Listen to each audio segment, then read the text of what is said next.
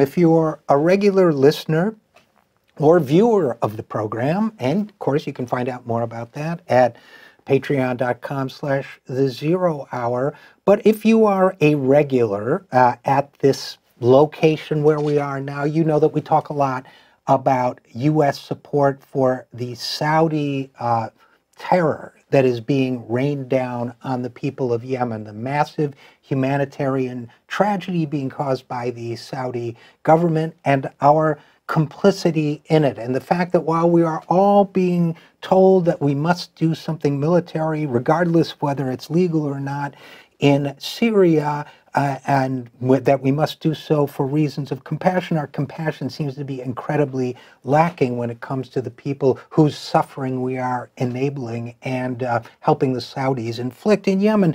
And along those lines, Jeremy Corbyn, the head of the Labour Party in Great Britain, made an excellent point in Parliament the other day, and I thought you ought to hear it. So let's hear it now.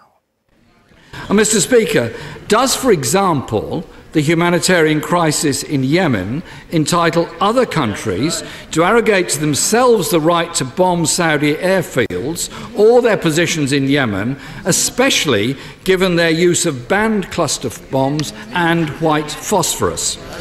Mr. Speaker, 3 United Nations agencies said in January that Yemen was the worst humanitarian crisis in the world.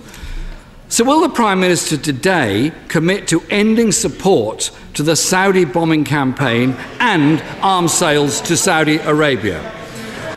You see, this is exactly the question we ought to be asking our lawmakers and leaders, because frankly, this ill-advised intervention in Syria was supported by many of them, and yet many of the same leaders in the media, as well as both political parties, have failed to tell us anything about the disaster in Yemen or our moral obligation to stop it. What's more, they have failed to address the very common sense fact that when you decide you're allowed to break international law, as we did, by bombing a country to prevent a humanitarian disaster, while you are yourself aiding a humanitarian disaster in a country nearby, you are inviting the same kind of lawlessness and the same kind of bombing. You either believe in international law or you do not. You either believe in peaceful solutions or you do not. And I think our leaders would be well advised to listen to Jeremy Corbyn